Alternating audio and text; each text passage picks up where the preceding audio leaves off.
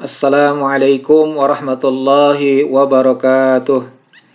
Bismillah, alhamdulillah, wassalatu wassalamu ala rasulillah wa ala alihi wa ashabihi wa mawalah wa la hawla wa la quwata illa billah amma ba'du. Marilah kita awali perkuliahan pada pagi hari ini dengan bersama-sama membaca basmalah. Bismillahirrahmanirrahim. Mudah-mudahan kita semua senantiasa mendapatkan kesehatan dari Allah Subhanahu wa taala dan bisa melaksanakan aktivitas keseharian kita dengan baik. Adapun perkuliahan pada pagi hari ini kita akan bersama-sama membahas tentang konsep dasar dari administrasi pendidikan. Diawali dengan gambaran umum dari perkuliahan kita bahwa untuk konsep dasar administrasi pendidikan ini, kita akan memahami dan mempelajari dari 4 hal. Yang pertama adalah dimulai dari pengertian administrasi pendidikan, selanjutnya unsur-unsur atau komponen pada administrasi pendidikan, kemudian yang ketiga adalah prinsip-prinsip administrasi pendidikan, dan yang terakhir adalah fungsi-fungsi administrasi pendidikan. Adapun sebelum kita membahas pengertian dari administrasi pendidikan, maka kita harus mempunyai pemahaman yang utuh untuk bisa membedakan mana administrasi dan batas mana termasuk manajemen.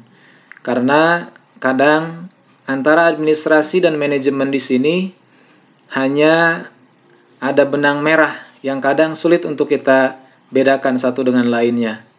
Oleh karena itu, kita bisa pahami di antara perbedaan antara administrasi dan manajemen adalah yang pertama kita lihat dari pengertiannya secara umum, bahwa administrasi itu adalah mempelajari tentang keseluruhan kegiatan pencatatan tersusun secara sistematis untuk memperoleh informasi yang dibutuhkan.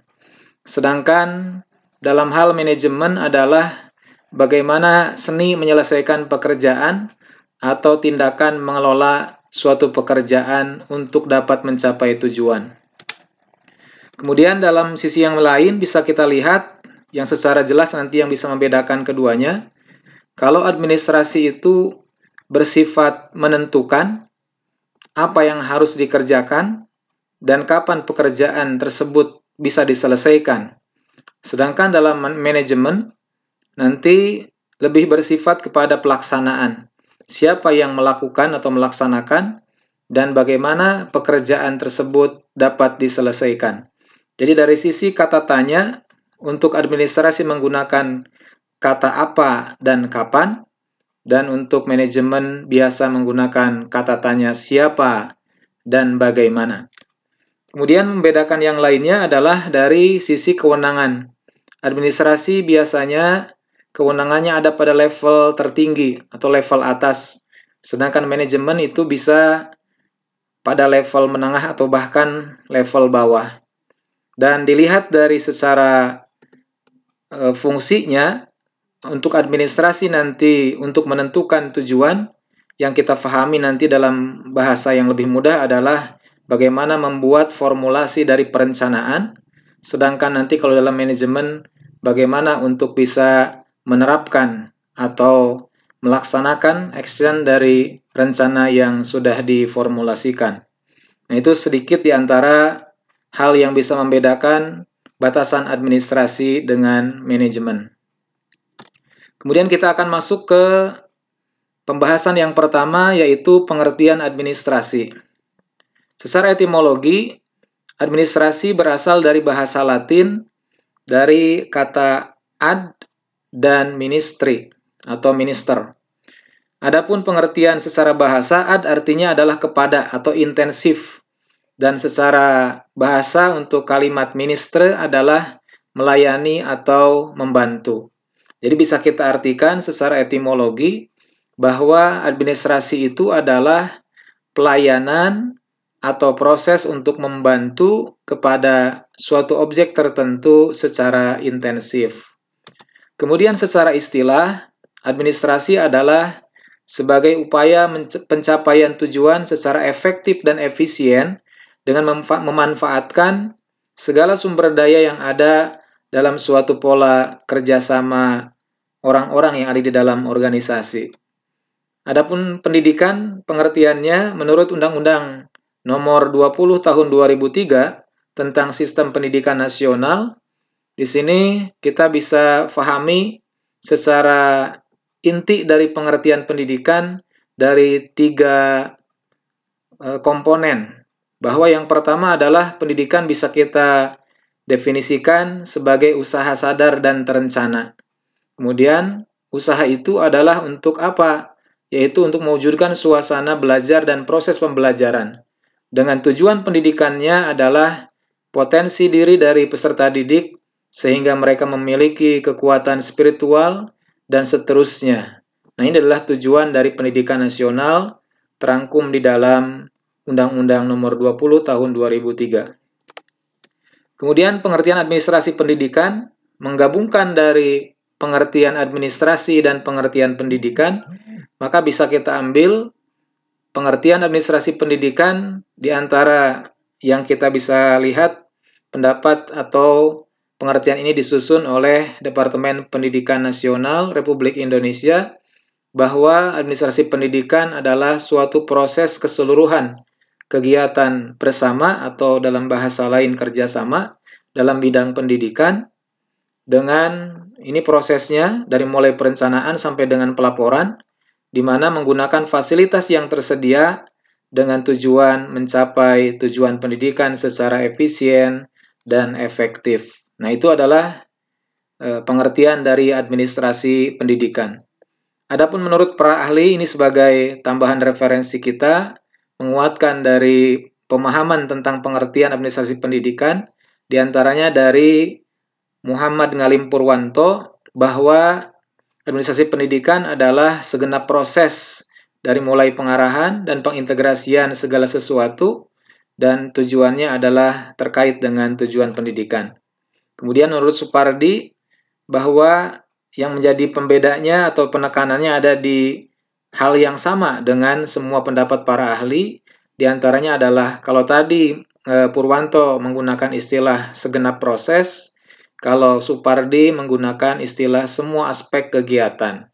Dan sama untuk menunjang pencapaian tujuan pendidikan. Menurut pendapat yang lain, diantaranya adalah pendapat Sutisna, pendapat Daryanto, dan pendapat Dasuki dan Somantri, yang pada prinsip dasarnya sama, yaitu keseluruhan proses dan ada pencapaian maksud atau tujuan. Di dalam pendapat Daryanto, suatu cara bekerja dan untuk mencapai tujuan. Nah, ini adalah gambaran secara umum kata kunci dari pemahaman tentang pengertian administrasi pendidikan menurut para ahli.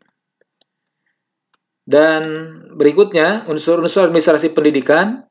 Secara garis besar, unsur atau komponen administrasi pendidikan ada 5. Ini pendapat dari Daryanto dalam bukunya yang ditulis pada tahun 2011, bahwa unsur atau komponen dalam administrasi pendidikan meliputi yang pertama adalah administrasi personil sekolah.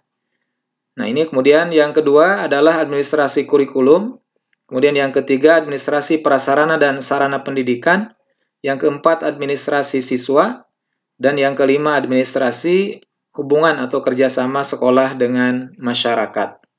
Meskipun di sini personil sekolah, sesungguhnya di dalamnya sudah ada siswa, tapi nanti dalam pembahasan di poin 4 ini lebih spesifik karena pendidikan muaranya adalah bagaimana bisa mencapai tujuan pendidikan itu adalah lebih ke arah kekuatan peserta didik. Maka secara khusus administrasi siswa lebih diprioritaskan. Kemudian yang berikutnya, prinsip-prinsip administrasi pendidikan. Prinsip administrasi secara umum, jadi ini administrasi apapun, maka akan memiliki atau harus memenuhi prinsip-prinsip yang 5 ini. Adapun administrasi pendidikan nanti secara khusus, di dalamnya juga berarti mencakup yang 5 ini juga. Yang pertama adalah prinsip kerjasama. Jadi suatu administrasi berjalan baik apabila terjalin kerjasama yang baik. Kemudian adanya prinsip efisiensi. Kemudian prinsip pengelolaan, prinsip pengutamaan tugas pengelolaan, dan yang kelima adalah prinsip kepemimpinan yang efektif. Nah, itu adalah prinsip administrasi secara umum. Adapun prinsip administrasi khusus dalam hal pendidikan, maka 5 lainnya, yaitu prinsipnya adalah prinsip fleksibilitas, jadi bersifat fleksibel. Kemudian prinsip efisiensi dan efektivitas, tadi sama di secara administrasi secara umum. Kemudian ada prinsip berorientasi kepada tujuan, dan prinsip berikutnya adalah prinsip kontinuitas dan prinsip pendidikan seumur hidup. Nah, jadi kalau kita mau padukan prinsip administrasi secara umum ataupun prinsip administrasi pendidikan secara khusus, di antara bagiannya terdapat irisan. Kemudian yang terakhir adalah fungsi-fungsi dari administrasi pendidikan. Paling tidak, fungsi-fungsi administrasi pendidikan ada 8 fungsi yang harus dilakukan. Di antaranya adalah dari mulai perencanaan sampai dengan penilaian. 1-8 ini di dalam pendidikan, di dalam Standar Nasional Pendidikan atau SNP, dimuat dalam 8 standar nasional pendidikan, dari mulai standar isi yang di dalamnya berisi adalah fungsi perencanaan sampai dengan standar penilaian. Nah, maka dari 8 standar ini atau dari 8 fungsi-fungsi administrasi pendidikan ini, 4 diantaranya ini sebagai fungsi dari manajemen. Jadi dengan demikian bahwa manajemen itu menjadi bagian yang ada di dalam administrasi. Sehingga kalau tadi kita melihat dari pertanyaan pertama yang membedakan antara administrasi dengan manajemen, maka kita bisa ambil dari fungsi-fungsi administrasi yang di dalamnya terdapat fungsi manajemen. Demikian yang bisa disampaikan sebagai pengantar pada perkuliahan kesempatan hari ini. Dan setelah ini, kami atau nanti setelah ini tugasnya adalah bagaimana membuat mind mapping dari materi konsep dasar administrasi pendidikan. Terima kasih, selamat untuk menyusun ide-ide kreatif dalam mengembangkan dalam bentuk mind mappingnya. Assalamualaikum warahmatullahi wabarakatuh.